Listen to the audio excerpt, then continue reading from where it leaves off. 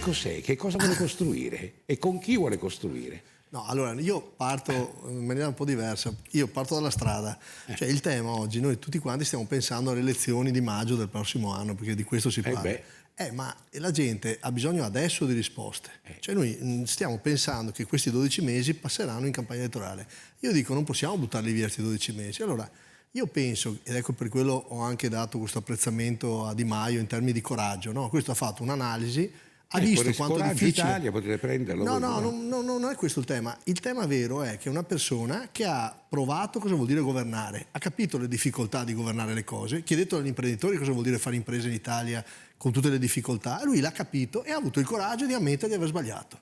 Mi sembra una cosa che in Italia non ammette nessuno di aver sbagliato, perché mi sembra una bella cosa, ho detto è coraggioso. Detto questo, io resto nel centrodestra. Io sono di centrodestra, resto, se mi vogliono, poi non è mica detto che qua ognuno fa quello che crede, ma io penso che questi 12 mesi Coraggio Italia deve radicarsi nel territorio, deve andare nelle periferie, a suonare i campanelli nelle case, a portare la sicurezza urbana. Cerchiamo, visto che c'è un governo di larghe intese, c'è oggettivamente un clima che non capiterà più, sfruttiamolo per lanciare il paese, a parte il PNRR, ma per esempio una legge sulla sicurezza urbana. Noi abbiamo dei problemi grossi in stazione a Mestre dove la gente si butta davanti le case, fa la pipì, le cose, ognuno fa quello che crede, si drogano. Cioè.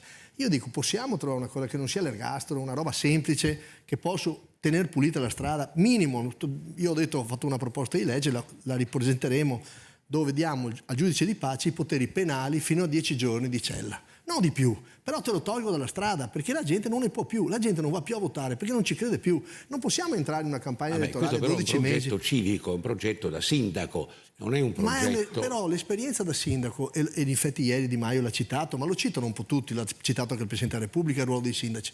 Cioè noi siamo in frontiera, non c'è destra e sinistra qui che tenga. Qui ci sono persone che si sono vocate alla cosa pubblica e che stanno lanciando un allarme dicendo abbiamo bisogno di una connessione con coi capi, con le regioni, con lo Stato.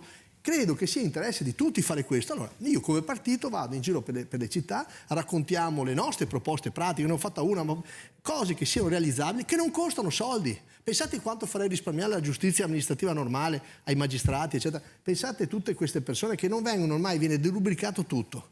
Ormai è tutto uguale, le bande dei giovani che abbiamo il problema del bullismo, ma poi diventano le bande nelle strade, ragazzini che se noi non li fermiamo subito rischiano poi di finire davvero a rovinarsi la vita. Ecco, io penso che dobbiamo ripartire, adesso le persone hanno paura, c'è una paura diffusa dell'autunno, per la questione energetica, per le fabbriche che chiudono.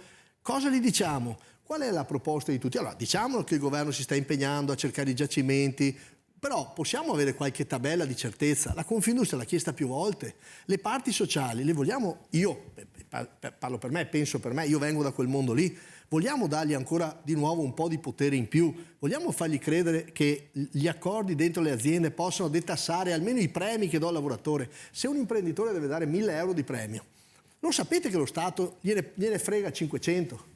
Allora dico, possiamo fare una norma, visto che siamo tutti quanti con questo clima di buona volontà, se qualcuno vuole premiare un suo dipendente può farlo? Voi vi siete scissi oggi sostanzialmente, perché oggi il Presidente Fico ha detto Coraggio Italia si è scisso e quindi Toti se ne va con Italia al centro. E voi? Coraggio Italia resta come partito, noi abbiamo costruito il partito, per fortuna siamo stati accettati dalla Commissione di garanzia dei partiti, siamo un partito a tutti gli effetti e questo è una roba importante.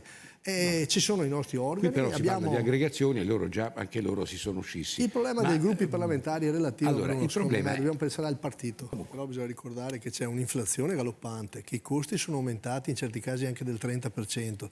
Bisogna rifare i conti. E ho sentito già subito il partito della spesa, io lo chiamo così perché sono proprio incazzato questa gente, perché continuano a chiedere sempre soldi e basta, cioè tutti aggiungono proposte di spesa.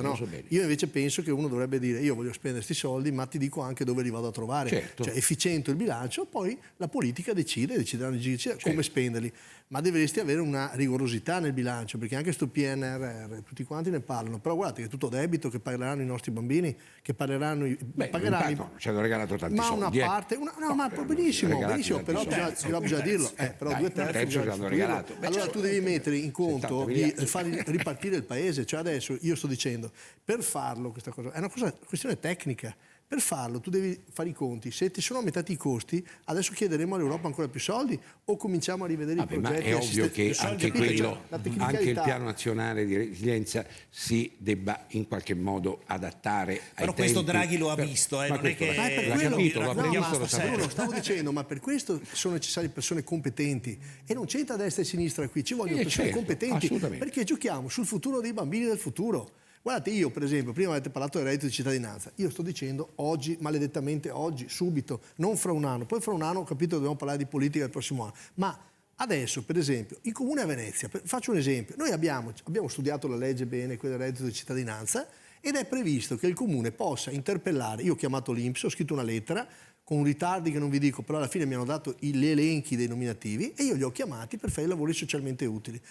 Perché hanno il dovere di fare 8 ore a settimana, lo diciamo anche ai sindaci, sono a disposizione, basta chiamarli, basta che la pubblica amministrazione si svegli. Qualcuno, 4 su 50 che abbiamo chiamato, si sono cancellati dal reddito di cittadinanza. Perché non potevano ir a lavorare? Perché probabilmente avevano un altro lavoro. I nomi sono diventati pubblici. Abbiamo fatto risparmiare 4 redditi. Cioè, voglio dire, se ragioniassimo tutti quanti, un momento, diciamo adesso, magico, volete Draghi dopo? Ma visto che ce l'abbiamo adesso, sfruttiamolo adesso, no?